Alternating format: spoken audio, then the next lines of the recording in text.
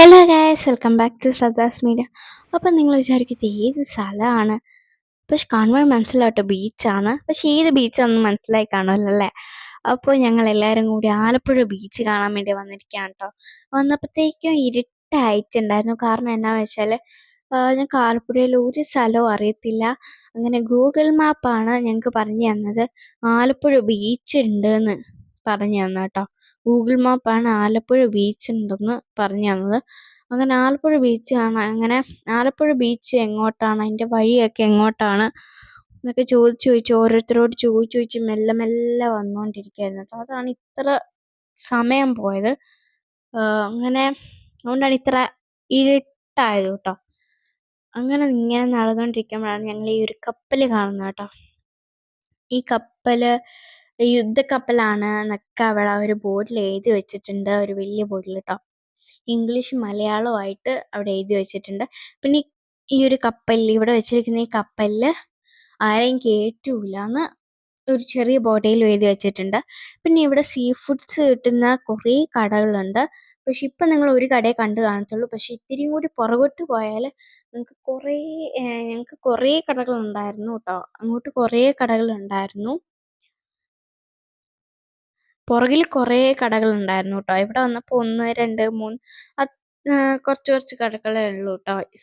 പിന്നെ ഉപ്പിലിട്ട സാധനങ്ങളുള്ള കടകൾ. അയ്യോ! പിന്നെ ഞങ്ങൾ നടന്ന് മെല്ലെ നടന്ന് അതെ ബീച്ച് ഒരു വെള്ളത്തിൻ്റെ അടുത്തെത്തി. വെള്ളത്തിൻ്റെ അടുത്തെത്തിയപ്പോൾ ഞാൻ അമ്മയോടും ഡാഡിയോടും പറഞ്ഞു, എന്തായാലും കാല് നനയ്ക്കണേന്ന് കേട്ടോ. കാല് നനയ്ക്കും എന്നുള്ള പ്രതീക്ഷയിലാണ് പോയത്. അപ്പോഴാണ് ഈ ബോർഡ് കണ്ടത്, danger area, don't take Baat here. ഇവിടെ കുളിക്കാൻ വന്നല്ല, കാല് നനയ്ക്കാൻ പോലും സമ്മതിക്കൂല കേട്ടോ.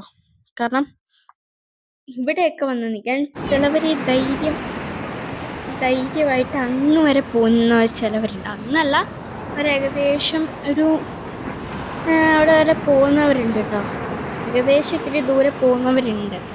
പക്ഷേ എന്താണ് അങ്ങനെ പോലും പോകാൻ പാടില്ല. ഇവിടെ വരെ കാല് നനയ്ക്കാൻ വരുന്നതിന് ഒരു കുഴപ്പമില്ല. പക്ഷെ ഇത്തിരിയും കൂടി അങ്ങോട്ട് പോയാൽ എന്താണ് സെക്യൂരിറ്റി വന്നിട്ട് വിസിലടിക്കുന്നുണ്ടായിരുന്നു കയറാൻ വേണ്ടി പറഞ്ഞിട്ട് കേട്ടോ. ഇവിടെ 6 മണി കഴിഞ്ഞാൽ ഇവിടെ വലിയ തിരമാലയാണ്. പിന്നെ 6 മണി കഴിഞ്ഞാൽ വെള്ളത്തിലോട്ട് ആരെയും ഇറക്കുകയില്ല എന്നാണ് പറഞ്ഞത് കേട്ടോ. നമ്മൾ അവിടെ എത്തിയപ്പോൾ 6 മണി കഴിഞ്ഞു ഗൈസ്. അപ്പോൾ പറഞ്ഞല്ലോ എന്താണ് പറ്റിയെന്ന്. പിന്നെ അവിടെ ഡേഞ്ചർ ഏരിയ എന്നും കൂടി കണ്ടപ്പോൾ ഞാൻ എൻ്റെ ജീവൻ മൊത്തം പോയി. എന്നാലും ഞാൻ അവിടെ കാല് നനയ്ക്കാൻ നിൽക്കുകയാണ്. പിന്നെ ഞാൻ കാലും കൊണ്ട് എന്താണ് കാണിക്കുന്നതെന്ന് നിങ്ങൾക്ക് വിചാരിക്കും. പക്ഷെ ഞാൻ എൻ്റെ പേരെഴുതുവാണ് കേട്ടോ. പേരെഴുതിക്കൊണ്ടിരിക്കുകയാണ്. ശ്രദ്ധ എന്ന് പറഞ്ഞ പേരെഴുതിക്കൊണ്ടിരിക്കുമായിരുന്നു. അങ്ങനെ അതുകൊണ്ടാണ് ഞാനിങ്ങനെ കാലും കൊണ്ട് അങ്ങോട്ടും ഇങ്ങോട്ടും ആയിക്കൊണ്ടിരിക്കുന്നത്. നിങ്ങൾക്ക് മനസ്സിലാവും കേട്ടോ. പിന്നെ ഭയങ്കര വലിയ തിരമാലയായിരുന്നു. നിങ്ങൾക്ക് ഇപ്പോൾ കാണാൻ വേണ്ടി പറ്റും, അവിടെ വരെ വെള്ളം കയറിയത് കേട്ടോ. കാരണം അത്ര വലിയ തിരമാലയാണ് കേട്ടോ ഇവിടെ. അങ്ങനെ തിരമാലയും കൂടി കണ്ടപ്പോഴത്തേക്കും ഞാൻ അറിഞ്ഞില്ല ഒരു രീതിയിലായിരുന്നു. പക്ഷെ ഒരു പ്രാവശ്യം കാല് കഴുകി കേട്ടോ. ഒരു പ്രാവശ്യം കാല് കഴുകി ലാസ്റ്റ് ഒരു വട്ടം മാത്രം കാല് കഴുകി കേട്ടോ. ഇതാണ്ടോ ഇപ്പൊ കാണാൻ പറ്റും കാല് കഴുകുന്ന കേട്ടോ.